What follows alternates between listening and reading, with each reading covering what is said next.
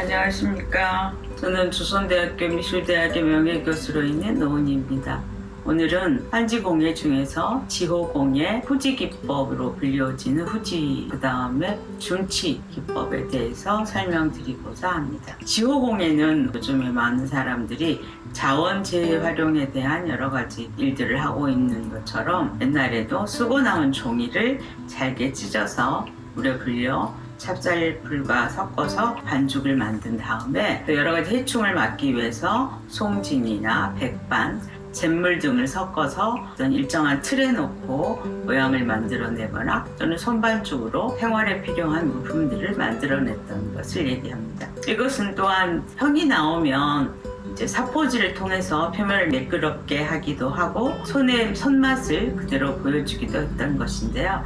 근데 이것의 후초리로는 들기름을 바르거나 콩기름, 오칠, 주칠, 시칠이라 하여 감나무 생감의 즙을 이용한 그런 후처리 등을 해서 물이 안 새고 튼튼하게 사용할 수 있도록 하였던 것이 지호공예의 계략적인 방법입니다. 지호에서 호라고 하는 것은 그릇호가 아닌 풀쭉호로 봐야 하는 이유는 이것이 종이 불상까지 만들 수 있었기 때문에 확실하지는 않지만 그릇의 범주를 넘어서 다양한 조형성까지 갖출 수 있었다고 알 수 있습니다. 주로 농가에서 곡식을 갈무리할 때 사용한 그릇이나 또는 표주박, 반짓고리, 과반, 함지박, 동고리, 또 종이 탈 등을 만드는 데 사용되었고요. 요즘에는 이제 한지 부조 작업, 또 닭종이 인형, 이러한 조형 미술에서 다방면에 사용되고 있습니다.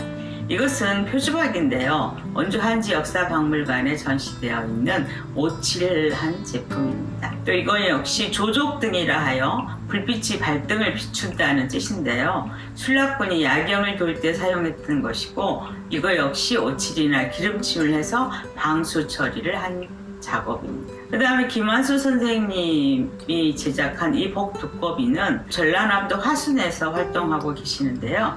이 선생님의 작품에도 배 위에 서기 진문이라는 상서로운 기운이 문으로 모인다라고 하는 그런 두꺼비의 여러 가지 그 상서로운 기운과 함께 지호로 이러한 형상을 만드셨고요. 그 다음에 이거 역시 김환수 선생님의 지호 연기들을 볼 수 있으며, 그 다음에 조승환 선생님 작품인데요.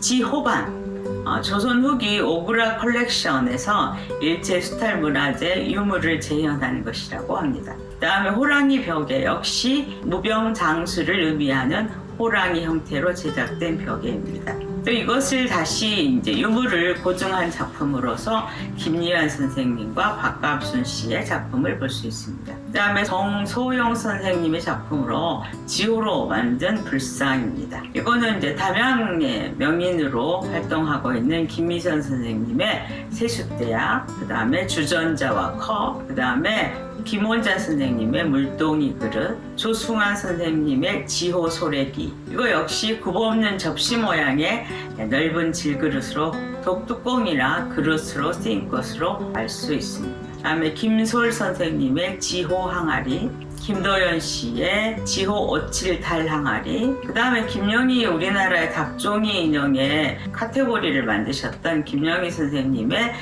닭종이 인형 작품인데요. 선생님은 또한 역시 2023년 7월 달에 인생은 아름다우라고 하는 제목을 가지고 이런 조형적인 작품의 전시회를 서울에서 여셨습니다. 그래서 그때 나왔던 거위와 나와 같은 것. 그래서 인생에 대한 여러 가지 의미를 지호 테크닉을 통해서 여러 가지 조형적인 모습을 보여주고 계셨고요. 그 다음에 이제 전라북도에서 활동하고 계시는 소빈 선생님의 만추와 순이, 그 다음에 양상훈 선생님의 사랑가 같은 작업들도 다 지호 공예의 지호 기법의 특징을 잘 활용하고 있는 작업입니다. 그 다음에 두 번째로 이제 후지공예라고 할 수 있는데, 이 후지는 두꺼울 후자를 써서 종이를 두껍게 만든다는 뜻에서 붙여진 이름인데요. 종이를 여러 개 붙여서 두껍게 만들고 이 두꺼워진 종이를 갖가지 형태의 기물로 만들어서 표면에 요초로 무늬를 넣기도 하고 오칠을 하여 튼튼하게 만들어서 가죽과 같은 질감을 나타낼 수 있었습니다. 작품으로는 종이 지갑, 관복함, 갓함, 지등 등이 있습니다. 조선시대 기록에 의하면 용도를 구분해서 종이를 사용하지 않고 후지만 사용하려는 경향이 많아 백성들의 피해가 많다고 하여 종이를 두껍게 만드는 것을 금지하였다 기록도 남아 있습니다. 종이 지갑, 종이를 두껍게 만들고 이거를 유지하기 위해서 어떤 작업에는 삼배라든지 또는 얇은 소창지를 덧대어서 만들기도 하였습니다. 이것도 종이 윤도첩으로서 진암체를 장착한 둥그런 온판 24황을 표시한 풍수지리용으로 사용되었던 것도 역시 두꺼운 장지로 만든 윤도첩을 볼 수 있고요. 그 다음에 이것도 종이 필갑, 그래서 필기도구, 붓, 종이, 편지, 문서 등을 넣어 보관하였던 것이고요. 그 다음에 양반들이 썼던 갓을 보관하기 위한 함을 후지기법으로 만들었고, 이제 문양은 태극 음양도 같은 그런 상서로운 문양들을 사용하기도 하였습니다. 그 다음에 지필랑, 여기서 붓을 넣을 수 있게 만들었으며 끄는 가죽으로 솥불로 볼새를 만들고 끝에 고리를 달아서 여닫게 만들어져 있습니다. 그 다음에 이거 역시 조선시대 지갑인데요. 유물로 출토된 것으로서 상태는 모두 양호한 편입니다. 이것은 색실첩인데요. 실을 자수를 놓았던 여린애들의 갖가지 색상의 실을 보관하기 위한 그런 보관함입니다. 이거 역시 문유미 작가가 재현한 오칠 색실첩으로서 한지 개발원이 소장하고 있는 것을 재현한 작업입니다.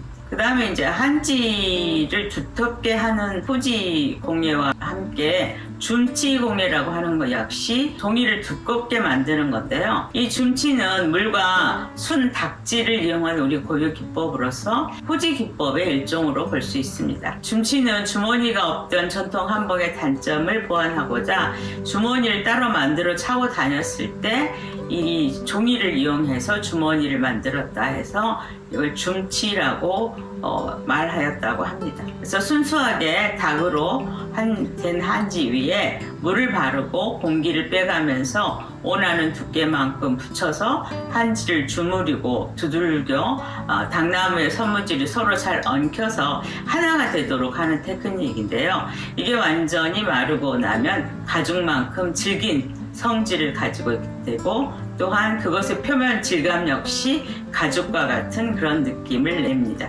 하는 과정에서 물과 종이가 서로 붙여질 때 공기가 완전히 빠져야만 훌륭한 줌치로서의 역할을 할 수 있고 서로 떨어지지 않게 되는 것입니다. 그래서 이제 이 줌치 역시 오늘날에는 여기에 염색을 하거나 또는 바느질을 하고 그래서 다양한 형태로 만들어낼 수도 있고요. 또 이것도 역시 후처리로서는 콩기름이나 옷으로 덧을 칠하거나 해서 다양한 형태들이 있는데 가장 이제 우수한 것은 이러한 줌치 기법을 이용해서 갑옷을 만들어서 사용했다는 것인데요. 갑옷은 가볍고 이 한지로 만든 갑옷은 가볍고 물을 묻히면 화살도 뚫지 못한다는 그런 속설을 지니고 있습니다.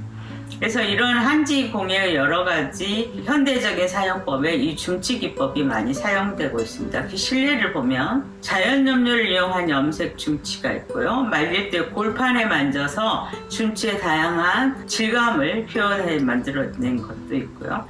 그 다음에 이제 옛 유물로는 귀주머니, 돈이나 귀중품을 넣어주는 주머니로 두꺼운 한지를 만들기도 했는데 주로 이 귀주머니뿐만 아니라 이제 담배, 또 부시삼지 이런 걸로 주로 사용되기도 하였습니다.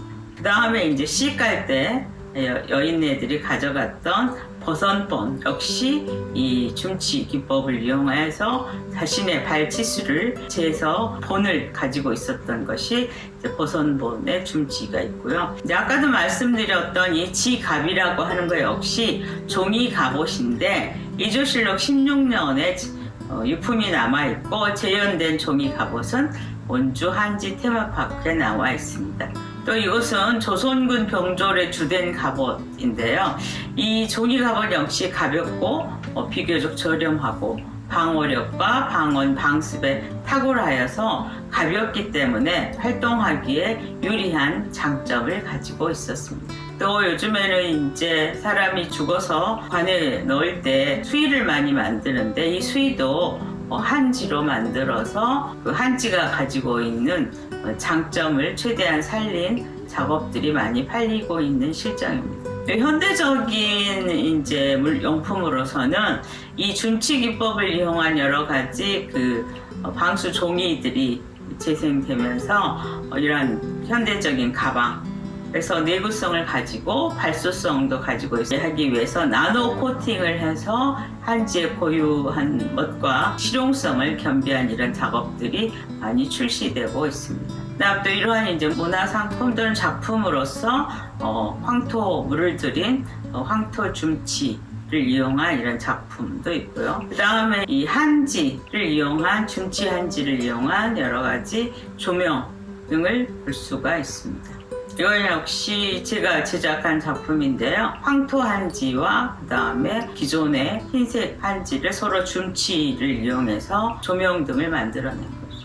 이것도 역시 여러 가지 줌치를 하고 줌치한 사이사이에 색 한지를 집어넣어서 형태를 만든 다음에 거기다 다시 바느질하고 꿰매어서 조명을 만든 상태입니다. 그 다음에 역시 이러한 준치 기법을 이용해서 작가로서 활동하고 있는 손정록 선생의 작품 역시 준치 위에 골판지를 넣어서 골이 있는 준치를 만들고 구멍을 뚫어서 여러 가지 색상을 집어넣음으로써 현대적인 회화적인 어떤 요소를 강조하고 있는 작품입니다. 정지영 선생님 역시 줌치 기법을 이용해서 줌치 기법을 이제 얇게 해서 어떤 부분에 구멍을 내물어서 그 구멍들이 중첩되어서 나타나는 이러한 표현으로 현대적인 작업을 하고 있습니다.